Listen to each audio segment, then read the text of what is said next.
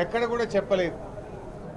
నిరుద్యోగ భృతి, నిరుద్యోగులకు 4000 ఇచ్చే అంశం గురించి ఎక్కడ కూడా ప్రస్తావన వచ్చినటువంటి పరిస్థితి లేదు.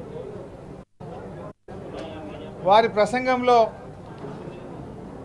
ఇవాళ ప్రజాభవన్గా ప్రగతి భవన్ను మార్చాం అని గొప్పగా చెప్పే ప్రయత్నం చేశారు. ప్రజావాణి కార్యక్రమాన్ని బాగా చేస్తున్నామన్నారు. ఇవాళ ప్రజావాణి తుస్సుమన్నది. ప్రజావాణి వాళ్ళ మేనిఫెస్టోలో ఏం చెప్పారు?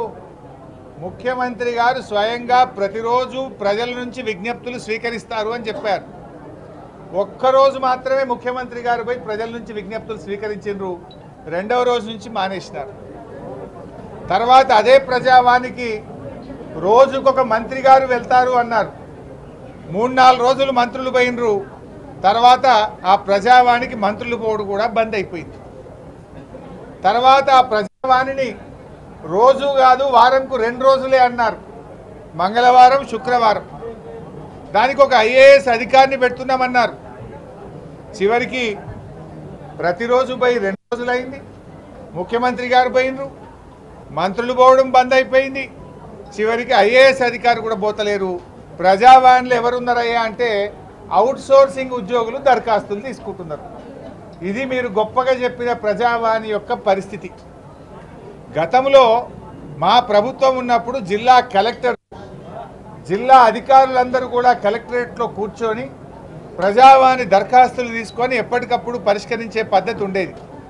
కానీ మీ ప్రజావాణి ఏడికొచ్చిందంటే అవుట్సోర్సింగ్ ఉద్యోగులు దరఖాస్తు తీసుకునే కాడికి వచ్చింది. మీరు చెప్పిన ప్రజావాణి గొప్పతనం అక్కడ ఉన్నది. ఇవాళ గవర్నర్ గారి గురించి అర్ధ సత్యాలు చెప్పించేటువంటి ప్రయత్నం చేశారు మీరు.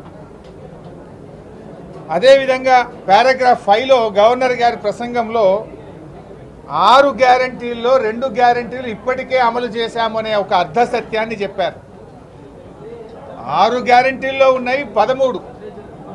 అందులో ఏం చెప్పారు గవర్నర్ గారి చేత? 2 గ్యారంటీలు అమలు చేశాము. ఒకటి మహిళలకు ఉచిత బస్సు ప్రయాణం అని చెప్పారు. ఇది మహాలక్ష్మి కింద 3 ఒకటి మాత్రమే మహిళలకు ఉచిత బస్సు ప్రయాణం. 6 గ్యారంటీల్లో ఒకటి మహాలక్ష్మి. మహాలక్ష్మిలో ఏమున్నాయి? 500 రూపాయల గ్యాస్ సిలిండరు, మహిళలకు 2500 రూపాయలు, మహిళలకు ఉచిత బస్సు. ఈ 3 అమలు చేస్తే ఒక గ్యారంటీ అమలైనట్టు లెక్క. కానీ 3లో ఒకటి మాత్రమే చేసి ఒక గ్యారంటీ అమలైందనేటువంటి ఒక అర్ధ సత్యాన్ని గవర్నర్ చేత పలికించడం ఇది చాలా దురదృష్టకరం. ఈ యొక్క శాసనసభ ప్రతిష్టను, గవర్నర్ గారి ప్రతిష్టను దిగజార్చే విధంగా ఈ ప్రసంగాన్ని తయారు చేశారు. ఈజ్ ఇట్ నాట్ ఏ లై? మీరు మహాలక్ష్మి కింద 3 చెప్పారు, ఒకటి మాత్రమే చేసి ఒక గ్యారంటీ అయిపోయింది అనడం అనేటువంటి ఒక అర్ధ సత్యాన్ని గవర్నర్ గారి చేత చెప్పించారు. 2 గ్యారంటీలు అమలు చేశామని చెప్పారు. ఒకటేమో అర్ధ సత్యం, రెండవది ఆరోగ్యశ్రీ. దాని గురించి గవర్నర్ గారి ప్రసంగంలో నామమాత్ర ప్రస్తావన కూడా లేదు. అంటే దాని అమలు లోపభూయిష్టంగా ఉంది. 10 లక్షల రూపాయలకు ఆరోగ్యశ్రీ పెంచడం అనేది దాని అమలులో అది లోపభూయిష్టంగా ఉన్నది. అందువల్ల దాని గురించి గవర్నర్ గారి చేత ఒక్క మాట కూడా తన ప్రసంగంలో చెప్పించలేదు. అంటేనే దాని అమలు సరిగ్గా లేదని మీరే చెప్పకనే చెప్పారు. మరి నిర్దిష్ట సమయంలో 6 గ్యారంటీలు అమలు చేస్తామన్నారు.